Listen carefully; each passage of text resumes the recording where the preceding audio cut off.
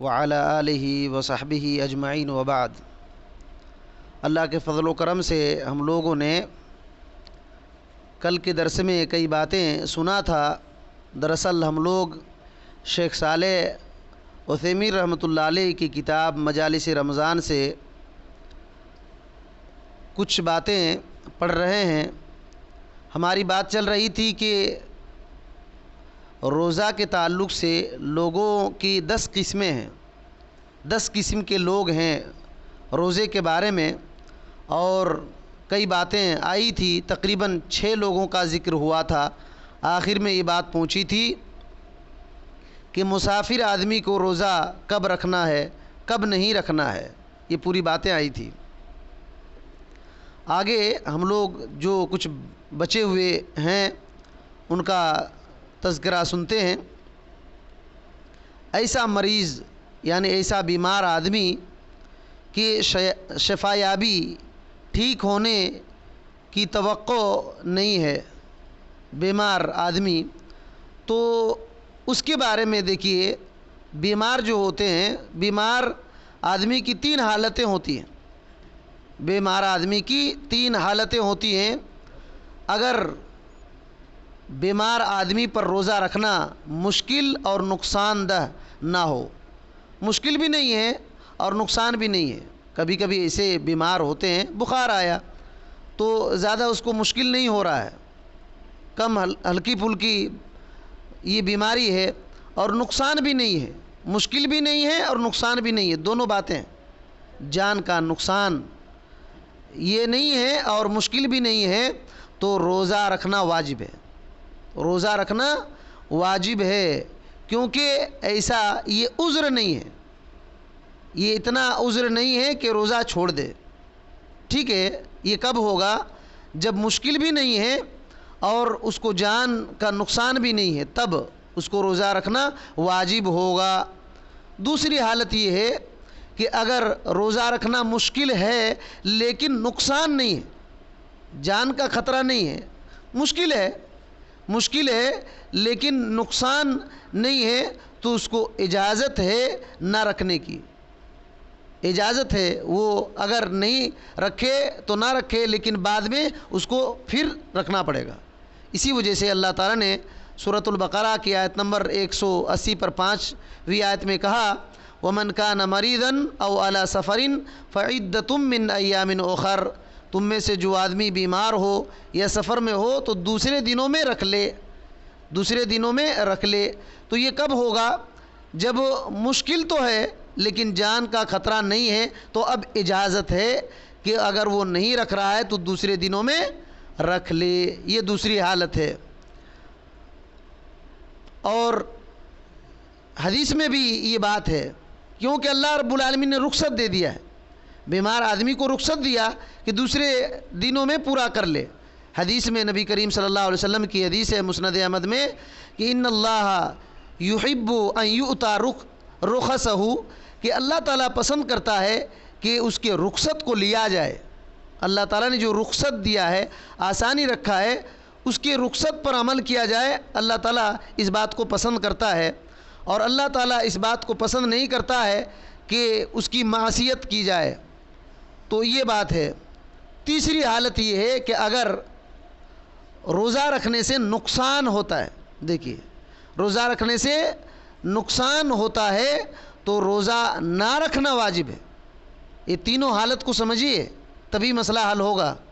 پہلی حالت میں مشکل بھی نہیں ہے، نقصان بھی نہیں ہے۔ دوسری حالت میں مشکل تو ہے، جان کا نقصان نہیں ہے۔ تیسری حالت میں جان کا نقصان ہے، تو ایسی حالت میں روزہ نہ رکھنا واجب ہے، وہ روزہ بندہ نہیں رکھے گا۔ کیوں؟ اللہ تعالیٰ نے فرمایا سورہ النساء کی آیت نمبر 29 میں، وَلَا تَقْتُلُوا أَنفُسَكُمْ إِنَّ اللَّهَ كَانَ بِكُمْ رَحِيمًا۔ اپنے جانوں کو قتل مت کر لو، اللہ تعالیٰ رحم کرنے والا ہے تم پر، اللہ تعالیٰ تم پر رحم کرنے والا ہے۔ اور پھر فرمایا، بخاری کی ایک حدیث ہے کہ اِنَّ لِنَفْسِكَ عَلَيْكَ حَقٌّ، تمہارے نفس پر تمہارا حق ہے۔ تو اللہ تعالیٰ نے جو جان دیا ہے، اس کا ہمارے اوپر حق ہے اس کی حفاظت کرنا، اس کی حفاظت کرنا، اسی وجہ سے اگر جان کا خطرہ ہے تو پھر نہ رکھنا واجب ہے۔ تو اللہ رب العالمین نے جو رخصت دیا اس پر عمل کیا جائے گا۔ اور حدیث میں ہے لا ضرر ولا ضرار فی الاسلام، اسلام میں نہ نقصان ہے اور نہ ہی نقصان پہنچانا ہے۔ ابتدا میں بھی نقصان نہیں ہے اور مقابلتاً بھی نقصان نہیں ہے، خود اسلام میں کوئی نقصان نہیں ہے اور نہ ہی کسی کو نقصان پہنچانا صحیح ہے۔ تو یہ بات ہے، یہ 3 حالتیں ہیں اور 3 حالتوں کے احکام ہیں۔ ایک اور مسئلہ ہے کہ اگر روزہ رکھنے کے بیچ میں کوئی آدمی بیمار ہو گیا، روزہ ہے اور بیمار ہو گیا، جس کی وجہ سے روزہ رکھنا مکمل کرنا مشکل ہو، تو ایسی صورت میں روزہ توڑا جا سکتا ہے۔ اگر کوئی آدمی ایسے کبھی کبھی ہوتا ہے کہ روزہ کی حالت میں ہے اور بیمار سخت ہو گیا اور جان کا خطرہ ہونے لگا، تو روزہ توڑا جا سکتا ہے، وہ جائز ہے، یہ بات ہے۔ اور کہتے ہیں کہ اگر مریض کے بارے میں ڈاکٹر نے رپورٹ دے دی کہ روزہ ہی بیماری کی سبب ہے، یعنی روزہ رکھے گا تو پھر یہ اس کی بیماری زیادہ بڑھ سکتی ہے یا خطرہ وغیرہ ہے، اور نہ رکھنے سے شفا مل سکتی ہے، ابھی نہ رکھنے سے شفا مل سکتی ہے، تو ایسی صورت میں بیماری سے بچنے اور اپنی صحت کی حفاظت کے لیے روزہ چھوڑا جا سکتا ہے، روزہ چھوڑا جا سکتا ہے۔ جب خطرہ ختم ہو جائے تو پھر چھوٹے ہوئے روزہ کو وہ مکمل کرے گا۔ اور اگر ایسا ہے کہ وہ خطرہ ابھی بھی ہے اور ہمیشہ کے لیے بن گیا، تو ایک مسکین کو کھانا کھلانا پڑے گا ہر روزے کے بدلے میں۔ یہ تفصیل ہے بیماری کا، تو اس طریقے سے اسلام نے بڑے بہترین اصول بیان کیے ہیں اور آسانی ذکر فرمایا ہے۔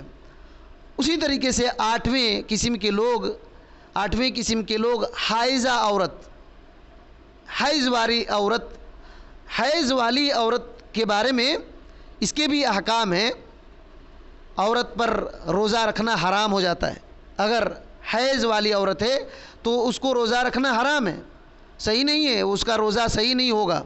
صحیح مسلم کی حدیث ہے اور بخاری کی حدیث ہے، حضرت عبداللہ بن عمر رضی اللہ تعالی عنہما فرماتے ہیں کہ آپ صلی اللہ علیہ وسلم نے عورتوں کی مجلس کو خطاب کر کے کہا تھا کہ ما رأیت من ناقصات عقل و دین، میں نے عورت سے زیادہ جو ہے دین اور عقل کے حساب سے کمی کسی چیز میں نہیں دیکھا، اور ایسی کمی کہ اچھے چالاک آدمی کے دماغ کو بھی وہ چٹ کر سکتی ہے، ایسے یہ عورتوں میں یہ خوبی ہوتی ہے، گرچہ اس کے پاس عقل کم ہے اور دین کم ہے، لیکن بڑے بڑے عقل مند آدمی کو بھی اس کی عقل کو ٹھکانے لگا سکتی ہے اور حیران کر سکتی ہے۔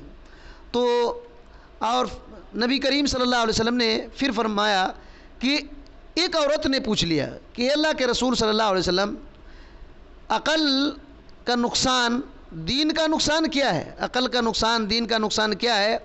تو آپ صلی اللہ علیہ وسلم نے کہا الیس شہادت المرأۃ مثل نصف شہادت الرجل، کیا عورت کی گواہی ایک مرد کی آدھی گواہی کے برابر نہیں ہے؟ تو عورتوں نے کہا ہاں اللہ کے رسول صلی اللہ علیہ وسلم ایسا ہی ہے۔ بات سمجھ میں آ رہی ہے؟ دیکھیے کسی معاملے میں 2 گواہ متعین کیے جاتے ہیں، اگر 2 مرد گواہ نہیں ملتے ہیں نا، تو ایک مرد اور 2 عورتوں کو گواہ میں رکھا جاتا ہے، یعنی ایک مرد کے مقابلے میں 2 عورت کو گواہ بنایا جاتا ہے۔ تو نبی صلی اللہ علیہ وسلم نے کہا ایک عورت کی گواہی آدھا مرد کی گواہی کے برابر ہے۔ آپ صلی اللہ علیہ وسلم نے کہا یہی اس کی عقل کی کمی ہے، اس کی عقل کی کمی کی وجہ سے ہے۔ اور پھر فرمایا کہ حیضہ جب ہوتی ہیں عورتیں تو لم تصلی ولم تصم، وہ روزہ نہیں رکھتی ہے اور نماز نہیں پڑھتی ہے۔ تو عورتوں نے کہا اللہ کے رسول صلی اللہ علیہ وسلم ایسا ہی ہے۔ تو آپ صلی اللہ علیہ وسلم نے کہا یہ اس کے دین کی کمی ہے، تو حیض والی عورت نہ روزہ رکھے گی اور نہ ہی نماز پڑھے گی۔ لیکن نماز اور روزہ میں فرق یہ ہے کہ جو نماز وہ چھوٹ جا رہے ہیں نمازیں، اس کا قضا نہیں ہے، لیکن روزے کا قضا ہے، روزہ کی قضا وہ کرے گی۔ اسی طریقے سے ایک مسئلہ اس میں ہے، اگر طلوع طلوع فجر سے چند منٹ پہلے رمضان کی رات میں عورت کو خون آنا بند ہو گیا، عورت کو خون آنا بند ہو گیا، ابھی سحری کا وقت سے کچھ پہلے بس خون آنا بند ہو گیا، تب اس پر فرض ہے کہ روزہ رکھے، گرچہ ابھی غسل نہیں کیے، بعد میں غسل کر لے گی، لیکن ابھی اس کو سحری کرنا اور روزہ رکھنا یہ واجب ہو جائے گا۔ بخاری کی حدیث ہے، بہت سارے یہ مسئلہ حل ہو جائے گا، بہت سارے لوگوں کا ہے، کیونکہ رمضان کی راتوں میں بہت سارے لوگ بیوی سے ملتے ہیں، ٹھیک ہے، لیکن اس کو وقت نہیں ملتا ہے غسل کرنے کا، تو بہت سارے لوگ سمجھتے ہیں کہ اب روزہ ہی نہیں رکھنا ہے۔ یہ بات غلط ہے۔ رات میں بیوی سے ملنے سے ایسا نہیں کہ روزہ ہی معاف ہو جائے گا، نہیں، اس کو روزہ رکھنا پڑے گا، گرچہ وہ صبح نہا رہا ہے، اگر وقت نہیں ملا تو پھر صبح نہا لے، فجر کے بعد نہا لے۔ تو یہ بات ہے، کیوں؟ حضرت عائشہ رضی اللہ تعالی عنہا فرماتی ہیں کہ کان النبی صلی اللہ علیہ وسلم یصبح جنبا من جماع، اللہ کے رسول صلی اللہ علیہ وسلم جماع یعنی بیوی سے ملنے کی وجہ سے جنبی ہو جاتے تھے، غیر احتلام کے علاوہ بیوی سے مل کر جنبی ہوتے تھے، ثم یصوم، پھر آپ صلی اللہ علیہ وسلم روزہ رکھتے تھے، پھر رمضان میں۔ تو یہ بات ہے، یہ مسئلہ حل ہو گیا۔ تو یہ ایسا ہی مسئلہ حائضہ عورت کا ہے، اگر طلوع فجر سے پہلے خون آنا بند ہو گیا تو روزہ رکھنا واجب ہے، اور نفاس والی عورتوں کا بھی یہی حکم ہے۔ بخاری اور مسلم کی ایک روایت ہے، حضرت عائشہ رضی اللہ تعالی عنہا سے پوچھا گیا، ما بال الحائض تقضی الصوم، کیا بات ہے کہ حائضہ عورت روزے کی قضا کرتی ہے، ولا تقضی صلاۃ، لیکن نماز کی قضا نہیں کرتی ہے، مسئلہ کیا ہے؟ تو انہوں نے کہا، کان یصیبنا ذالک، نبی صلی اللہ علیہ وسلم کے زمانے میں ہم کو ایسا ہوتا تھا، فنؤمر بقضاء الصوم، تو ہم کو روزے کا قضا کرنے کا حکم دیا جاتا تھا اور نماز کی قضا کا حکم نہیں دیا جاتا تھا۔ یہی شریعت ہے، اب یہاں عقل دوڑانے کی کوئی ضرورت ہی نہیں ہے۔ اور نویں قسم کے لوگ روزے کے تعلق سے دودھ پلانے والی عورت اور حاملہ عورت، اگر دودھ پلانے والی عورت اور حاملہ عورت کو روزہ رکھنے سے اپنی ذات میں اور بچے میں کوئی خطرہ ہے، اپنے بارے میں خطرہ ہے، یا تو بچے کو خطرہ محسوس ہو رہا ہے تو وہ روزہ توڑ سکتی ہے، روزہ ابھی نہ رکھے، چاہے حمل سے ہو یا دودھ پلانے والی عورت ہو، اور جب اس طریقے سے خطرہ ختم ہو جائے گا تو اس کی قضا کرے گی۔ یہاں دیکھیے، ایسی عورتوں کی تین حالتیں ہوتی ہیں۔ ایک حالت تو یہ ہے کہ اپنے اوپر صرف اس کو خطرہ ہے، اپنے اوپر صرف خطرہ ہے تو روزہ ابھی نہیں رکھے گی، یہ علماء کا اتفاق ہے، اگر جان کو خطرہ ہے تو روزہ نہ رکھے، توڑ سکتی ہے۔ اسی طریقے سے دوسری حالت یہ ہے کہ اپنے اوپر بھی خطرہ ہے اور بچے کے اوپر بھی خطرہ ہے، اس میں بھی علماء کا اتفاق ہے کہ ابھی وہ روزہ نہیں رکھ رہی ہے تو نہ رکھے، یہ توڑنا اس کے لیے جائز ہے۔ اور تیسری صورت یہ ہے کہ صرف بچے کو خطرہ ہے، کیونکہ بہت ساری عورتیں بہت تندرست ہوتی ہیں، اس کو تو کوئی فرق نہیں پڑے گا، لیکن بچے کو فرق پڑتا ہے، اگر روزہ رکھتی ہے تو دودھ کم ہو جاتا ہے، تو ایسا مسئلہ ہے، تو اس میں بھی یہ ہے کہ روزہ نہیں رکھنا چاہتی ہے تو روزہ نہ رکھے بچوں کی حفاظت کے لیے۔ لیکن اس مسئلے میں قضا اور فدیہ، اس میں اختلاف ہے علماء کا، کہ ایسی حالت میں بعد میں روزہ پورا کرے گی یا تو فدیہ دے گی، یعنی مسکین کو کھانا کھلا دے گی۔ تو بہت سارے علماء نے اس کے بارے میں کہا کہ وہ دوسرے دنوں میں قضا کرے گی، پورا کرے گی روزے کو، اور بہت سارے علماء نے کہا کہ روزہ پورا بھی کرے گی اور مسکین کو کھانا بھی کھلائے گی، اور کچھ محققین نے کہا کہ نہیں، صرف فدیہ دے گی۔ تو اگر ایسی حالت ہو گئی تو جو اچھے علماء ہیں ان کو پورا ڈیٹیل سے بتائیے، انشاءاللہ وہ مسئلہ اس وقت حل کریں گے۔ اور 10ویں قسم کے لوگ انشاءاللہ ہم لوگ یہیں سے بات ختم کرتے ہیں. غیر آدمی، دوسرے، اپنے نہیں، دوسرے آدمی کی ضرورت کو پورا کرنے کے لیے آدمی روزہ توڑ رہا ہے.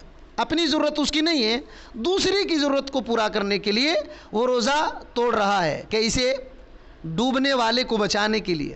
ٹھیک ہے، ڈوبنے والے کو بچانے کے لیے، یا دیوار تلے کوئی آدمی دب گیا ہے، اس کو اٹھانے کے لیے غذائی طاقت کی ضرورت ہے، غذائی طاقت کی ضرورت ہے. تو اگر اس کے بغیر کوئی چارہ نہیں ہے تو غذا لے اور دوسرے کی جان بچائے، دوسرے کی جان بچائے، لیکن بعد میں اس کو روزہ رکھنا پڑے گا، بعد میں روزہ رکھنا پڑے گا. یہ کہاں سے دلیل لیے؟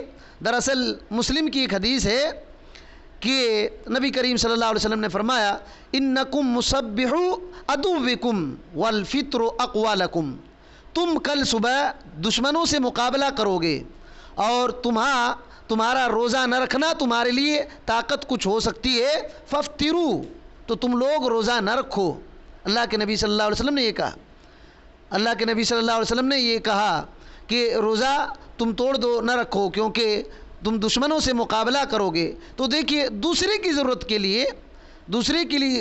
لیے ایسا جب مشکل ہو جائے کہ دوسرے کی جان بچانے کے لیے غذا طاقت کی ضرورت ہے تو پھر اس وقت وہ روزہ نہ رکھے، بعد میں لیکن اس کو توڑنا پڑے گا، بعد میں توڑنا پڑے گا. یہ کچھ باتیں ہیں، اور کئی باتیں اس کے اندر ہیں. اللہ رب العالمین سے دعا ہے کہ اللہ تعالی ہمیں ان باتوں کو صحیح طور پر سمجھنے کی توفیق دے. اللہ تعالی ہمیں ہر قسم کے بلا مصیبتوں سے بچائے اور رمضان کو بہترین سے پورا کرنے کی توفیق دے. آمین. السلام علیکم ورحمۃ اللہ وبرکاتہ.